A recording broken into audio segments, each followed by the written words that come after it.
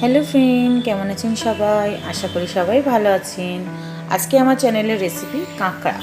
এই বর্ষার সিজনে খুব চিটে কাঁকড়া উঠেছে, আর এই কাঁকড়াগুলো খেতেও খুব টেস্টি হয়। দেখুন, কাঁকড়াগুলোকে আমি কেটে ধুয়ে বেছে রেখে দিয়েছি ভালো করে।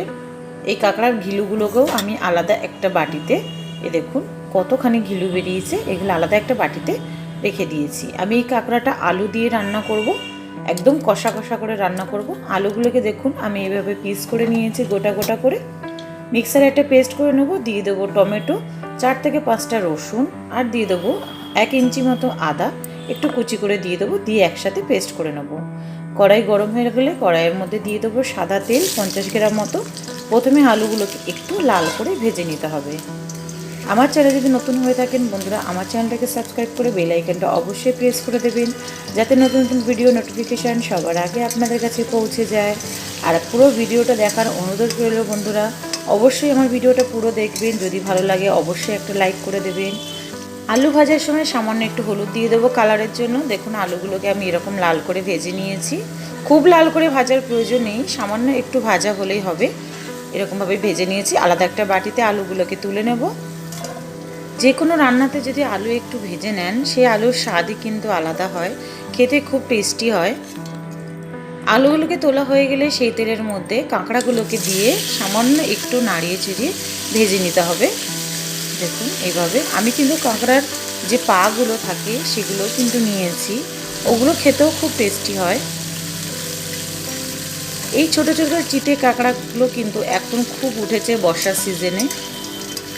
আপনারা খুব ইজিলি কিন্তু বাজারে পেয়ে যাবেন। কাঁকড়াগুলো লাল করে ভাজা হয়ে গেলে কাঁকড়াগুলো আলাদা একটা বাটিতে তুলে নেব। আমি যে আজকের আপনাদের এই রান্নাটা দেখাচ্ছি, এই রান্নাটা কিন্তু খুবই ইজিভাবে ঘরোয়া পদ্ধতিতে রান্না হবে, কিন্তু খেতে হবে বন্ধুরা অসাধারণ, রেস্টুরেন্টের মতনই টেস্ট হবে যদি এইভাবে পুরো প্রসেসটা দেখে যদি বানান।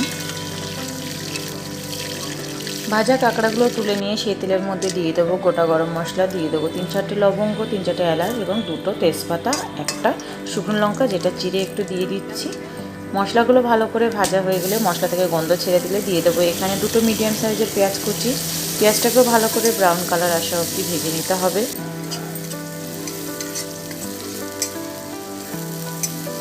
পেঁয়াজ ভাজতে ভাজতে এর মধ্যে দিয়ে দেবো যে আলাদা আমি কাঁকড়ার গিলুগুলোকে সাইড করে রেখেছিলাম, সেই কাঁকড়ার গিলুগুলোকে দিয়ে দিচ্ছি।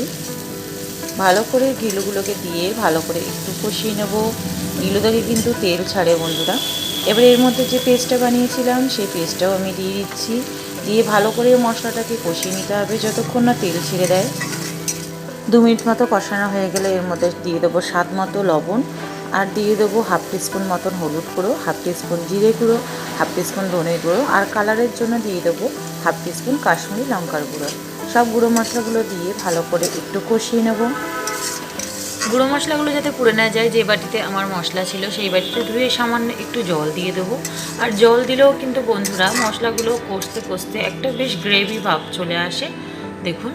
আর মশলা থেকে কষিয়ে যখন মশলা থেকে তেল ছেড়ে দেবে, সেই পর্যায়ে দিয়ে দেবো আগের থেকে ভেজে রাখা আলু এবং কাঁকড়াগুলোকে একসাথেই দিয়ে দেবো বন্ধুরা। কোনো অসুবিধা হবে না, কারণ কাঁকড়া শক্ত হয়, ভেঙে যাওয়ার কোনো ব্যাপার নেই।